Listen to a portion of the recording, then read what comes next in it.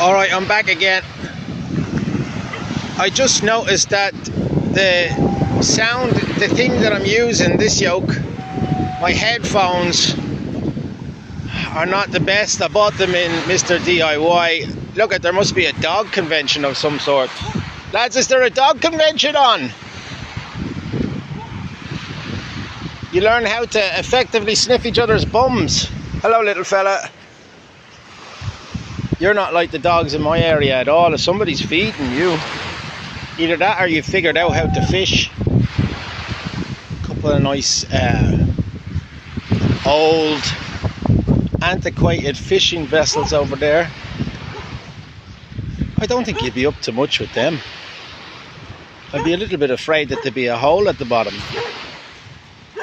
Anyway, yeah, the headphones aren't working, so this might be a little bit raw and rusty. Anyway, it's the first time that I'm using this little window in the top right hand corner, which will give me a hello, little fella. It'll give me a brand new era of YouTube vlogging. I might even have more people view my vlogs than the 3 or 4 people that currently view them. Well, I don't share my YouTube, so that's why nobody's watching it. Literally, lads, there's about 20 dogs. You know, they say it's a common misconception that dogs communicate through the oscillation of their eyeballs or through their bark. They communicate through the wag of their tail. And whoever said that dogs communicate through the oscillation of their eyeballs, I'll tell you who. Blind Boy, a man by the name of Blind Boy, who of course is a great inspiration to me, both in my vlogging and everyday life. Like many people, Wednesday has become a day I can look forward to. You know, he has episodes on mental health, episodes on art, episodes on the art of storytelling. So that's what I'm trying to do. Not so much for any audience, but more for myself, because I think that that's what Blind Boy did from the outset. And I was following Blind Boy since 2009, 2010, and I did actually have the great pleasure of meeting him in a bar in London. A friend of mine by the name of Ryan, who's from Limerick and was in the same class as him, had said, the rubber bandits are on over in what's that area, London, where all the Irish go. It'll come back to me maybe.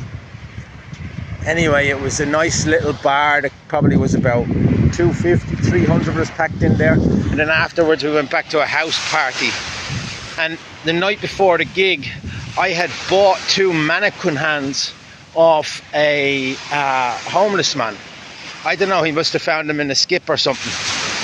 And this homeless man came up to me trying to beg some money, and he was pretending that the mannequin hands were his real hands. And I thought it was hilarious. So I bought the mannequin hands off him. So when I went to this party, I had a pair of fake mannequin hands, and I was able to pretend, just able to pretend that I had fake hands. I don't even think it's that funny on hindsight.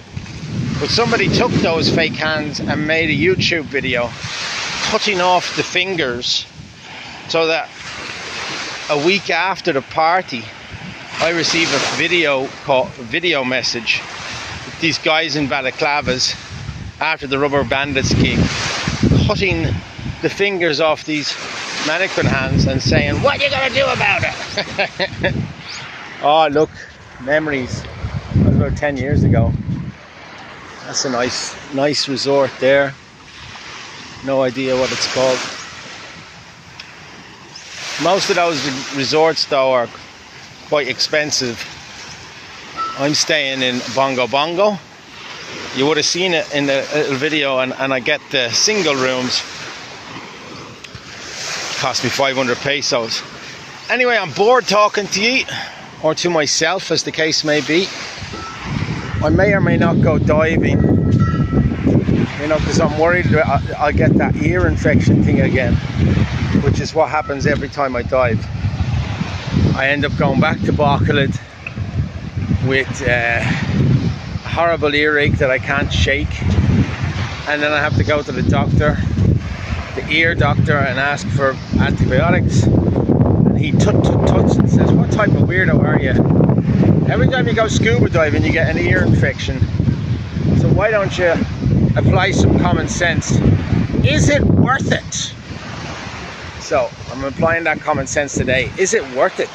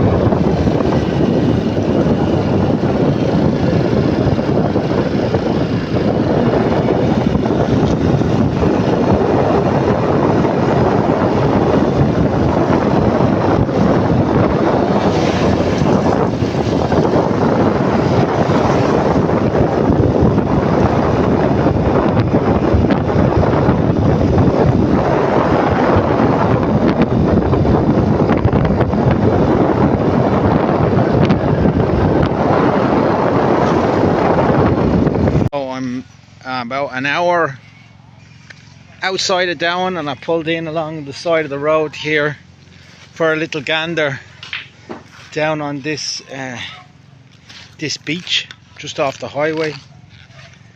Some friendly individuals at first welcomed me down onto the shore. "Come down," says they in the local dialect, and then there was a fisherman in a pair of long johns all ripped to pieces, practically has his langer hanging out. He looked a little bit hostile, like, "Who the hell are you to be coming down here? Hello, doggy. Who the hell are you to be coming down here looking at all of us like we're from a different planet?" No, most people are real friendly, right? Look at, man, they've got nothing. I'll probably get invited up here by a gang of people drinking Tanduay.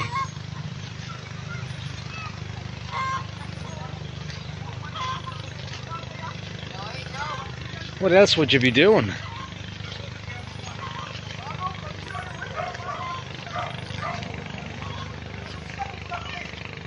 Right, guys, can you hear the wind? Is the wind coming out loud and clear? I've just left that place. So in the video you just saw, I was invited over to join that big gang of locals, and they says to me, "Will you have a drink?" And I said, "I won't." And then I'm trying to explain,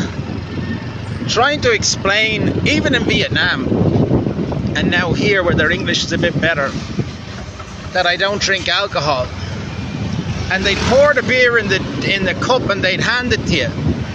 Will you have a drink? I won't. I don't drink. What do you mean you don't drink? Will you have a drink? I don't want the drink. Would you go on? It's in the cup. So then you try and explain why you don't drink. And it's a big rigmarole. You'd want to have seen the eyes on them. Oh, lads, they look like they've been drinking for days. Anyway, I was surrounded by a big gang of children. They're all laughing away at the big stupid foreigner who doesn't drink.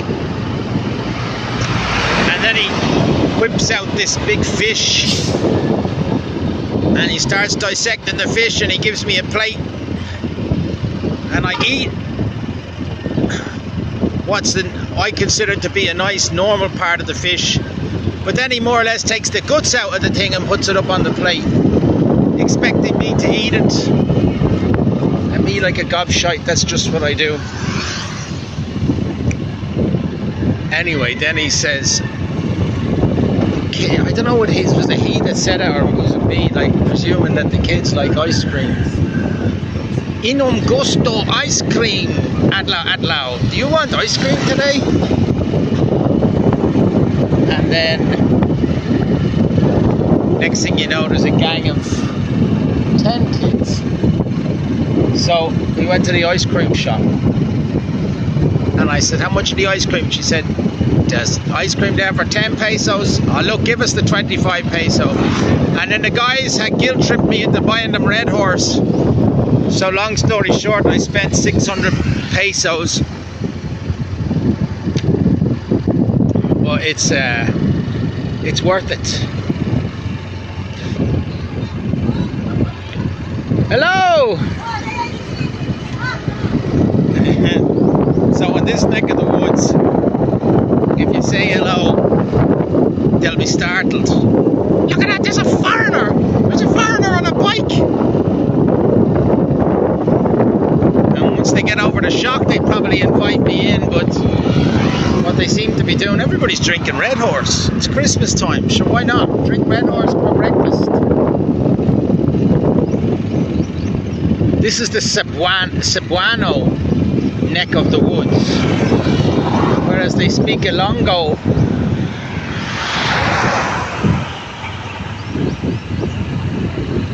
They speak Ilongo up in Bogolan. That is a cock farm in there. They're farming cocks.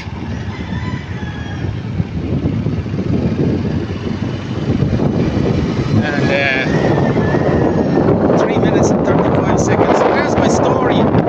It's about 12 o'clock and I'm barely even a quarter of the way to Sipalay. I need to cover some ground. Alright, so I just stopped off. I'm about halfway between Down and Sipalay.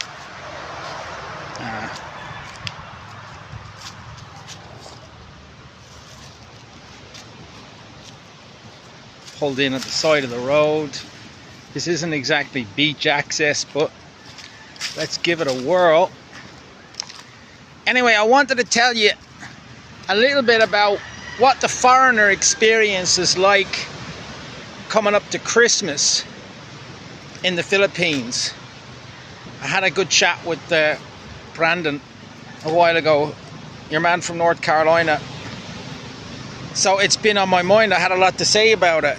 The Christmas festivities begin here in October, like at the start of October nearly. So you're talking about a good 3 months.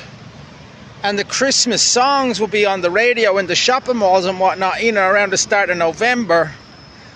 And then you'll see the Christmas trees go up the end of, not even like mid-November. The Christmas lights are out. People start celebrating. There's a lot of people buying a lot of different presents and stuff. If you go into the bongo shop, which is like, that's where they sell the piayas.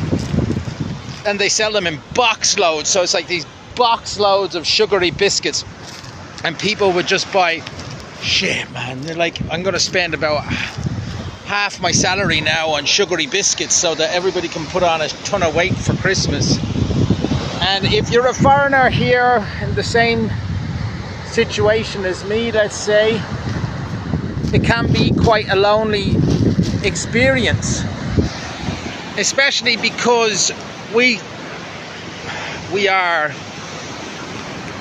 not isolated, we are separated by continents from our own family, and because of that it's quite important for us to stick together. So there are Christmas parties. There's one over in Iloilo. I'll be going to a Christmas party in Iloilo on the 23rd.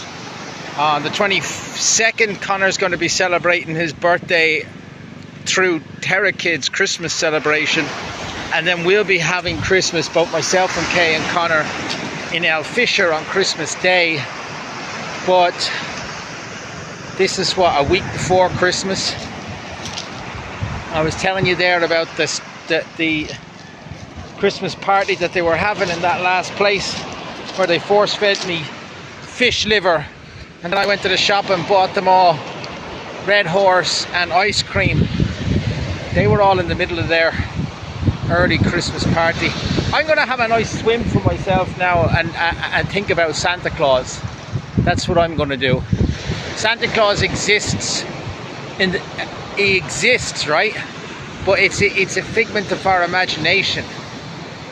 At some point in history, enough people got together and gave fuel to the fire of Santa Claus, so much so that it became a tradition, right?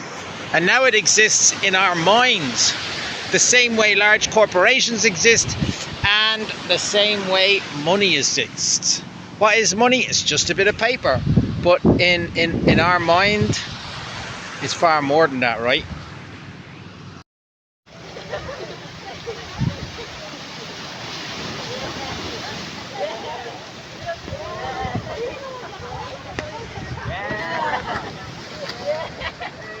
Yeah!